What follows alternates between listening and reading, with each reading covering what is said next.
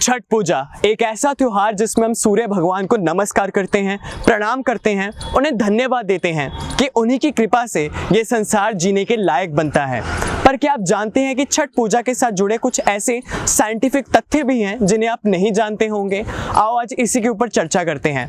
नमस्कार, मैं हूं सनातनिक और आज आपको छठ पूजा के साथ जुड़े कुछ ऐसे साइंटिफिक रेफरेंसेस देने वाला हूं जो हमारे कल्चर के साथ जुड़े हुए हैं। इस साल 2024 को छठ पूजा 7 नवंबर को मनाई जाएगी। छठ पूजा जिसमें सूर्य भगवान की पूजा होती है। आपको बता दूं, जब साइंस ने फोटोसिंथेसिस को डिस्कवर किया था उसके काफ़ी सालों पहले ही, काफ़ी वर्षों पहले, काफ़ी युगों पहले हमारे ये एंसेस्टर्स ने डिस्कवर कर लिया था कि सूर्य ही जीवन का आधार है।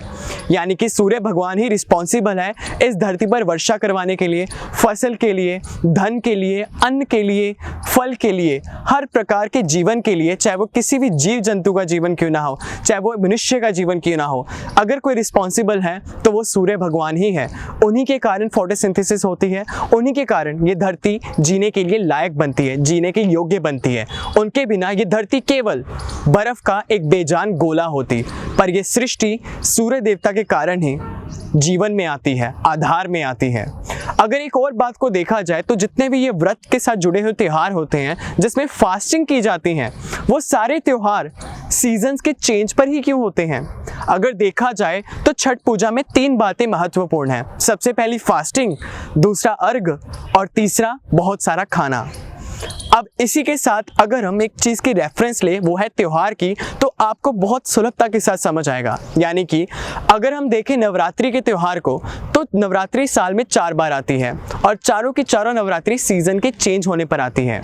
उसी के जैसे है छठ पूजा।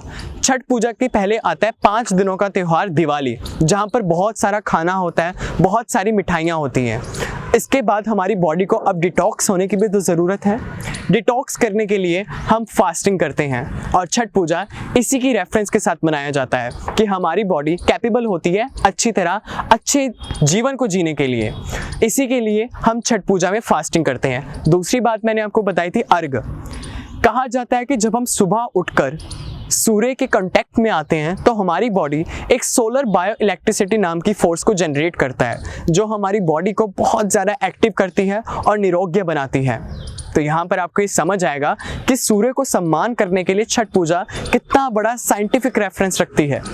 तीसरी बात मैंने आपको बताई थी भोजन के साथ जुड़ी हुई, जो मैंने आपको पहले ही बता दी है।